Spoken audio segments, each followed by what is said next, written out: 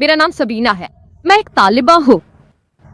آپ نے ایک مثال دی تھی کہ ہم طلبہ یعنی نوجوان تیر چلاتے ہیں اور پھر ہدف بناتے ہیں۔ میں بھی آپ پر اسی طرح کا الزام لگانا چاہوں گی۔ آپ نے بھی اپنا تیر چلایا اور اپنا ہدف بنایا، اور اب اگر کوئی وہاں نشانہ نہیں لگاتا جہاں آپ نے پہلے لگایا تھا تو وہ غلط ہے۔ میرا خیال ہے کہ یہ بے مروتی اور غیر انسانی ہے۔ بہن نے ایک بہت اہم سوال پوچھا ہے۔ جب میں نے مثال دی تھی کہ لوگ ہوا میں تیر چلاتے ہیں اور پھر ہدف بناتے ہیں، وہ کہہ رہی ہیں اور الزام لگا رہی ہیں کہ میں نے بھی یہی کیا ہے، اور اگر لوگ متفق نہ ہوں تو میں ان سے متفق نہیں ہوتا۔ بہن برائے کرم مجھے بتائیں میرا تیر کہاں غلط تھا؟ میرے لیکچر کے کس حصے میں میں نے ہوا میں تیر چلایا اور پھر ہدف بنایا؟ میں نے مثال دی تھی کہ لوگ گریجویشن کرتے ہیں۔ گریجویشن کیوں کرتے ہیں مجھے نہیں معلوم۔ آپ کیا کریں گے مجھے نہیں معلوم۔ پاس ہونے کے بعد کون سی نوکری کریں گے مجھے نہیں معلوم۔ میں نے مثال دی تھی۔ اب آپ بہن مجھے میرے لیکچر میں سے کوئی مثال دیں کہ میرے لیکچر کے کس حصے میں نے ہوا میں تیر چلایا اور پھر ہدف بنایا۔ اگر نہیں تو میں آپ کو بتاؤں گا کہ آپ ہی ہوا میں تیر چلا رہی ہیں اور پھر ہدف بنا رہی ہیں۔ آپ یہ پہلے کہہ چکے۔ بہن میرے لیکچر کا کون سا حصہ، میں آپ کو جواب دینے کا موقع دیتا ہوں، میرے لیکچر کا کون سا حصہ تھا جس میں نے ہوا میں تیر چلایا اور پھر ہدف بنایا؟ آپ کا لیکچر فضول نہیں تھا۔ ماشاءاللہ، بہت شکریہ۔ سارا مقصد یہی تھا کہ لوگوں کو صرف اسلامی بنیادوں پر پرکھنا اور ان کی زندگی کا مقصد صرف اسلامی لحاظ سے بیان کرنا کیوں ہے؟ آپ مجھے زندگی کا اس سے بہتر مقصد بتا دیں۔ مجھے اس سے بہتر مقصد بتائیں۔ دیکھیں، ہم یہاں کھلا سوال و جواب سیشن کر رہے ہیں، کوئی بھی مجھ سے اختلاف کر سکتا ہے۔ میں یہ نہیں کہہ رہا کہ میں ہمیشہ درست ہوں۔ اختلاف تو ہوگا۔ آپ کو اختلاف کا حق ہے، لیکن وجہ بھی بتانی ہوگی۔ جیسے میں کہوں 2 + 3 4 ہیں تو آپ کہیں گے نہیں یہ 5 ہیں۔ میں آپ سے پوچھوں گا کیوں؟ تو اگر میں کچھ غلط کہوں مجھے غلط ثابت کرنا ہے، صرف یہ کہہ کر کہ 2 + 2 = نہیں 4۔ آپ پڑھی لکھی ہیں بہن، درست؟ تو اگر آپ بتائیں کہ میں نے کچھ کیا ہے تو میں آپ سے اتفاق کرتا ہوں۔ آپ یہ بات میرے سامنے ثابت کر کے دکھائیں۔ اگر تم سچے ہو تو اپنی دلیل پیش کرو۔ تو مجھے بتائیں میرے لیکچر کے کس حصے میں، یا آپ بتائیں کیا زندگی کا کوئی اس سے بہتر مقصد ہے کہ اپنے خالق کا شکر ادا کیا جائے، اس کی عبادت کی جائے؟ جی بہن، جی براہ مہربانی بہن کا مائک آن کر دیں۔ جی، یہ ہمیں تعلیم دینا چاہتی ہے۔ میں کسی کو تعلیم دینے کی کوشش نہیں کر رہی فاہون جی۔ بہن میں طالب علم ہوں اور مجھے تعلیم کا شوق ہے۔ اچھا مگر آپ لوگوں کو بولنے نہیں دیتے۔ معاف کیجیے، آپ لوگوں کو بولنے نہیں دیتے، آپ بس بولتے ہی چلے جاتے ہیں۔ میں آپ کو بولنے کا موقع دے رہا ہوں بہن، بولے۔ اختلافات ہے اور آپ سب کو بس یوں ہی تبدیل نہیں کر سکتے۔ تبدیل کرنے سے مراد اسلام میں داخل کرنا نہیں ہے، لوگوں کے نظریات بدلنے کی بات ہے۔ دیکھیں اختلافات تو ہے۔ بہن آپ جواب دینے کی بجائے بات گھما رہی ہیں، میں ایسا نہیں کر رہی۔ میرا سوال یہ ہے کہ کیا ہے بہترین؟ یہ اس لیے ہے کیونکہ آپ یہ فرض کر رہی ہیں کہ میں وہی جواب دوں گی جو آپ چاہتے ہیں۔ نہیں بہن، میں اپنے طریقے سے جواب دوں گی۔ تو آپ ہمیشہ بات کو گھما رہی ہیں۔ میں نے اس کا جواب سن لیا ہے۔ کیوں؟ جہاں میں شکریہ بہن، آپ کے تبصروں کا شکریہ، اور ہم سامعین کو جج بننے پر چھوڑ دیتے ہیں۔ کتنے لوگ آپ کی پیروی کھائیں گے؟ کتنے لوگ مجھے فالو کرتے ہیں؟ ہمیں بعد میں پتہ چل جائے گا۔ تو اگلی بار جب آپ لیکچر دیں گے مجھے امید ہے کہ آپ کو سامعین ملیں گے جو بڑا ہے، تو پھر وہ آپ کا مقصد تخلیق کا جواب سنتے ہیں۔ بہن میرا نام ایشو داس ہے۔ تو میرا سوال یہ ہے کہ اسلام کتنی شادیوں کی اجازت دیتا ہے اور کیوں؟ بھائی میں پوچھ رہا تھا۔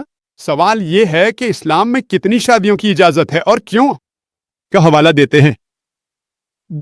تعدد ازدواج، میں جاننا چاہتا ہوں کہ قرآن میں کتنا ہونا چاہیے اور کتنا نہیں ہونا چاہیے۔ قرآن کے مطابق کتنی شادیاں؟ آپ کتنی کر سکتے ہیں؟ جہاں تک عورت کا تعلق ہے، سورہ نساء 4 باب آیت نمبر 20 سے 24 کے مطابق شادی شدہ عورت دوبارہ شادی نہیں کر سکتی، اس لیے عورت کے لیے زیادہ سے زیادہ ایک شوہر ہونا چاہیے۔ جہاں تک دوسرے کا تعلق ہے، قرآن سورہ نساء 4 باب آیت نمبر 3 میں کہتا ہے کہ اپنی پسند کی عورت سے نکاح کرو، 2 3 یا 4، لیکن اگر انصاف نہ کر سکو تو صرف ایک سے نکاح کرو۔ آپ 2 3 یا 4 سے نکاح کر سکتے ہیں، لیکن اگر انصاف نہ کر سکیں تو صرف ایک سے نکاح کریں۔ یہ جملہ کہ اگر انصاف نہ کر سکو تو صرف ایک سے نکاح کرو صرف قرآن میں دیا گیا ہے، زمین پر کوئی اور آسمانی کتاب نہیں ہے جو یہ کہتی ہو کہ صرف ایک سے نکاح کرو سوائے قرآن کے۔ اگر آپ رامائن پڑھیں، مہا بھارت پڑھیں تو آپ جتنی چاہیں شادی کر سکتے ہیں۔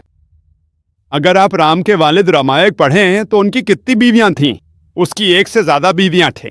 کرشنا اگر آپ مہا بھارت پڑھیں تو اس کی کتنی بیویاں تھیں؟ 2، 4، 10 ہزار، 10 ہزار، 16,108 بیویاں۔ تو جب کرشنا کی 16,108 بیویاں ہو سکتی ہیں تو ہم مسلمانوں کو 4 تک کیوں اجازت نہیں؟ اگر آپ بائبل پڑھیں پرانے عہد نامے میں اور نئے عہد نامے میں بھی آپ جتنی چاہیں بیویاں کر سکتے ہیں۔ سلیمان کی 700 بیویاں تھیں۔ ابراہیم کی بائبل کے مطابق 3 بیویاں تھیں۔ یہ چرچ ہے جس نے حد مقرر کی کہ عیسائی صرف ایک شادی کریں۔ یہ ربی بن شمگان ہدا تھے جنہوں نے ایک سندی پاس کی کہ یہودی صرف ایک شادی کریں۔ بھارت میں 1954 میں انڈین پینل کوڈ کے تحت ہندو میرج ایکٹ میں ایک قانون پاس کیا گیا کہ ہندو صرف ایک شادی کریں۔ یہ انڈین پینل کوڈ ہے، ہندو مذہبی کتاب نہیں جو کہتا ہے کہ ہندوؤں کو صرف ایک بیوی رکھنی چاہیے۔ آئیے تجزیہ کرتے ہیں کہ اسلام مرد کو ایک سے زیادہ بیویاں رکھنے کی اجازت کیوں دیتا ہے۔ اسلام میں ایک سے زیادہ شادی کرنا فرض نہیں ہے، یہ اختیاری ہے۔ لیکن اگر آپ ایک سے زیادہ شادی کرتے ہیں تو آپ کو اپنی بیویوں کے درمیان انصاف کرنا چاہیے۔ جو منطقی وجوہات ہم سوچ سکتے ہیں کہ اسلام نے اجازت کیوں دی ہے وہ یہ ہیں کہ مرد اور عورت برابر تناسب میں پیدا ہوتے ہیں۔ لیکن اگر آپ کسی بھی میڈیکل ڈاکٹر یا بچوں کے ماہر سے پوچھیں وہ آپ کو بتائے گا کہ لڑکی یعنی بچی طبی لحاظ سے لڑکے کے مقابلے میں زیادہ مضبوط جنس ہے۔ وہ جراثیم اور بیماریوں سے لڑنے کی صلاحیت لڑکے کے مقابلے میں کہیں زیادہ رکھتی ہے۔ اسی لیے لڑکیوں کی تعداد زندہ رہنے والوں میں لڑکوں کے مقابلے میں زیادہ ہوتی ہے۔ جیسے جیسے زندگی آگے بڑھتی ہے جنگوں کی وجہ سے اموات ہوتی ہیں، حادثات، سگریٹ نوشی اور شراب نوشی کی وجہ سے بھی اموات ہوتی ہیں۔ ان تمام صورتوں میں مردوں کی اموات عورتوں کے مقابلے میں زیادہ ہوتی ہیں۔ تو آج دنیا میں عورتوں کی تعداد مردوں کے مقابلے میں زیادہ ہے۔ کچھ ترقی پذیر ممالک میں جیسے بھارت وغیرہ وہاں عورتوں کی آبادی مردوں سے کم ہے کیونکہ وہاں بچیوں کو پیدا ہوتے ہی مار دیا جاتا ہے یا حمل کے دوران ہی گرا دیا جاتا ہے۔ ہر سال بھارت میں 1 ملین سے زیادہ بچیوں کے حمل اس لیے ضائع کر دیے جاتے ہیں کہ پتہ چل جاتا ہے کہ وہ لڑکیاں ہیں۔ اگر یہ بری رسم ختم ہو جائے تو بھارت میں بھی مردوں کی آبادی عورتوں سے کم ہو جائے گی۔ نیو یارک میں خواتین مردوں سے 1 ملین، امریکہ میں 7.8، برطانیہ میں 4 اور جرمنی میں 5 ملین زیادہ ہیں۔ صرف روس میں ہی عورتوں کی تعداد مردوں سے 9 ملین زیادہ ہے، اور اللہ ہی بہتر جانتا ہے کہ دنیا بھر میں عورتوں کی تعداد مردوں سے کتنے ملین زیادہ ہے۔ اگر میں آپ سے اتفاق کر لوں کہ ایک مرد کو صرف ایک ہی عورت سے شادی کرنی چاہیے اور فرض کریں کہ مارکیٹ بھر چکی ہے، اور اگر آپ کی بہن امریکہ میں رہتی ہے، میری بہن بھی امریکہ میں رہتی ہے، اور اگر وہ ان 7.8 ملین عورتوں میں سے ایک ہے جسے ابھی تک کوئی شریک حیات نہیں ملا، تو اس کے پاس صرف 2 ہی راستے ہیں، یا تو وہ ایسے مرد سے شادی کرے جس کی پہلے سے بیوی ہو، یا پھر وہ عوامی ملکیت بن جائے۔ عوامی ملکیت کتنا سخت لفظ ہے، یہ سب سے مہذب لفظ ہے جو میں استعمال کر سکتا ہوں، مجھے اس سے بہتر کوئی لفظ نہیں سوچ کا۔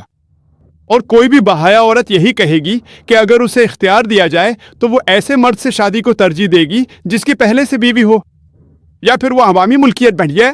امید ہے اس سے آپ کا سوال حل ہو گیا ہوگا۔ سر میں آپ سے ایک سوال پوچھنا چاہتی ہوں۔ سر اگر میرے والدین کو گھر پر اس بارے میں پتہ چل جائے تو میں انہیں کیسے سمجھاؤں کہ جو میں کر رہی ہوں وہ درست ہے؟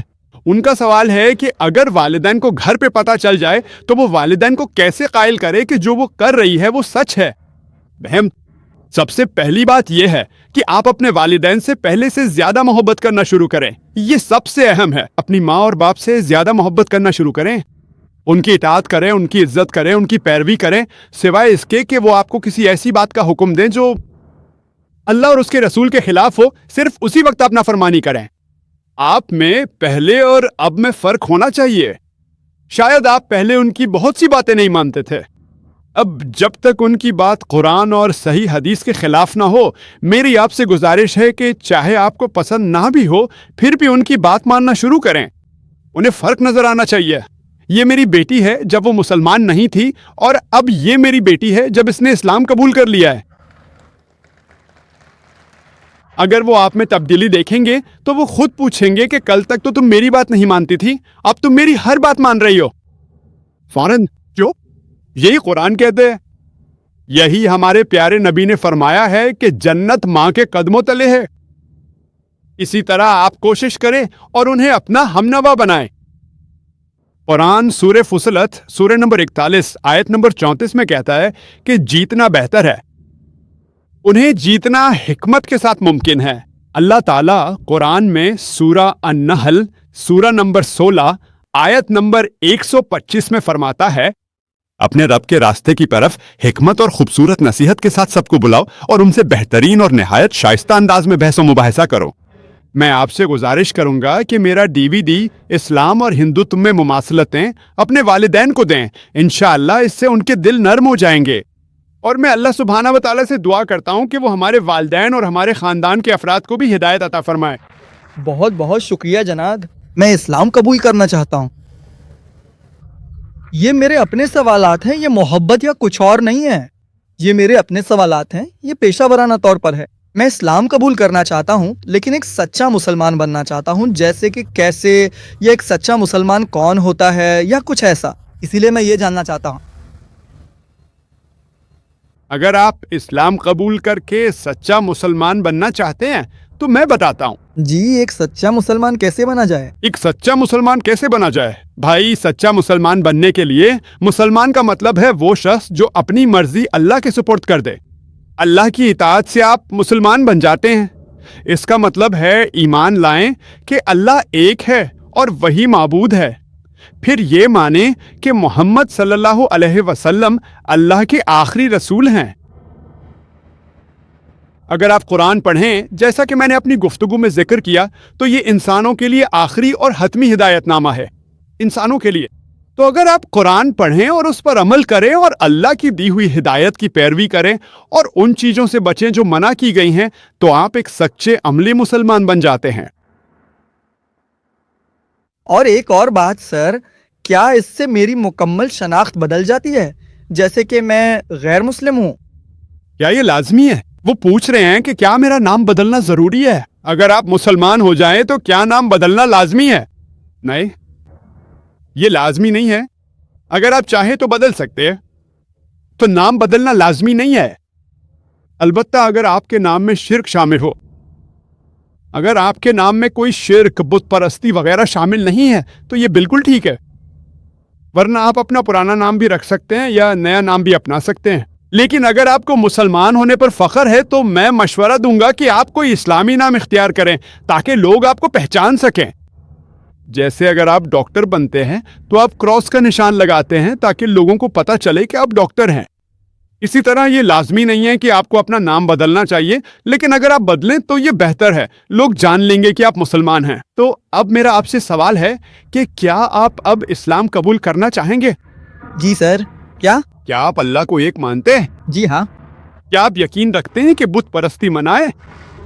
جی سر. جی. کیا آپ مانتے ہیں کہ محمد صلی اللہ علیہ وسلم آخری پیغمبر ہیں؟ جی بالکل سر. کیا زبردستی اسلام ہے؟ نہیں سر بالکل نہیں. کیا آپ پر کوئی معاشی دباؤ ہے؟ نہیں سر. کیا آپ پر کوئی جسمانی دباؤ ہے؟ نہیں. کیونکہ کسی کو اسلام قبول کرنے پر مجبور کرنا اسلام میں منع ہے. کوئی بھی کسی کو مسلمان بننے پر مجبور نہیں کر سکتا. اسلام میں منع ہونے کے علاوہ یہ اس ملک میں بھی منع ہے. حتیٰ کہ بھارت میں بھی کسی کو اس کی مرضی کے بغیر کوئی مذہب اختیار کرنے پر مجبور کرنا منع ہے. لیکن اگر آپ اسلام قبول کرنا چاہتے ہیں تو کوئی آپ کو روک نہیں سکتا، اور یہاں تک کہ ملک بھی آپ کو نہیں روک سکتا. تو اگر آپ اسلام قبول کرنا چاہتے ہیں تو میں عربی میں کہوں گا اور آپ اسے دہرائیں بھائی. ٹھیک ہے؟ جی بالکل ٹھیک ہے.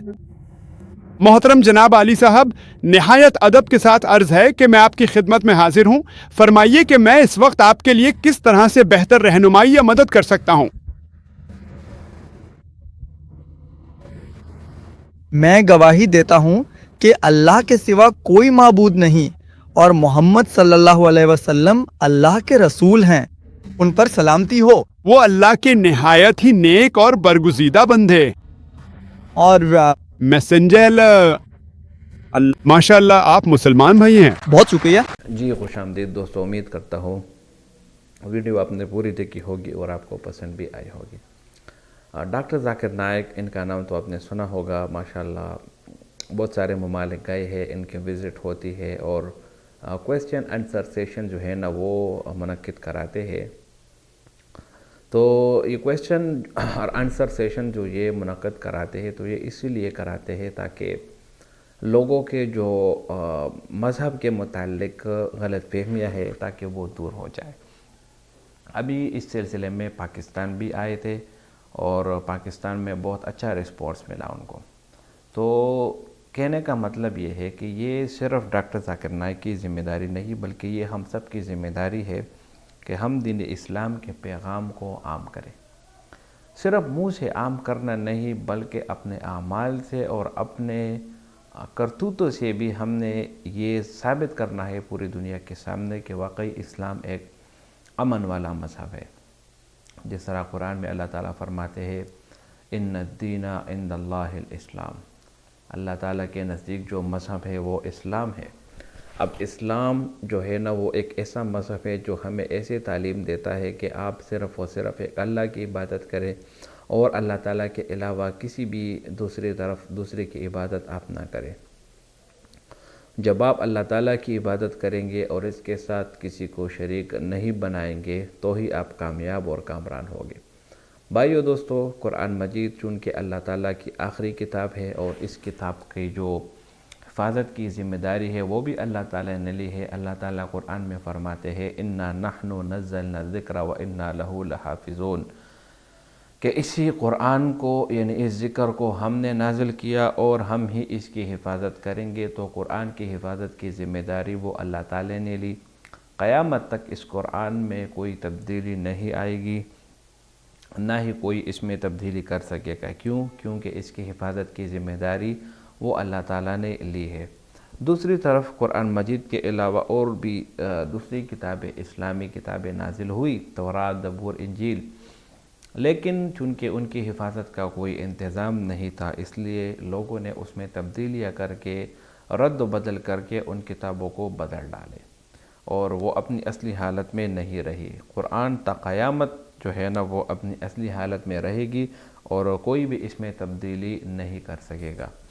تو بھائیو دوستو، اللہ تعالیٰ قرآن میں فرماتے ہیں کنتم خیر امت اخرجت للناس تأمرون بالمعروف وتنہون عن المنکر وتؤمنون باللہ، تم لوگ بہترین امت ہو، تم لوگوں کو اچائی کا حکم دو گے اور برے کاموں سے ان کو روکو گے. تو بھائیو دوستو، قرآن مجید اللہ تعالیٰ کی واحد کتاب ہے جو آپ کو وحدانیت کا درس دیتی ہے اور یہی قرآن مجید آپ کو قیامت کے دن جو ہے نا کامیاب کرائے گی. یہاں پر یہ لڑکی کی باتیں آپ نے سنی جو ڈاکٹر ذاکر نائک پر الزام لگاتی ہے کہ آپ جھوٹ بولتے ہیں وغیرہ وغیرہ. تو ڈاکٹر ذاکر نائک نے بھی بہت زبردست جواب دیا.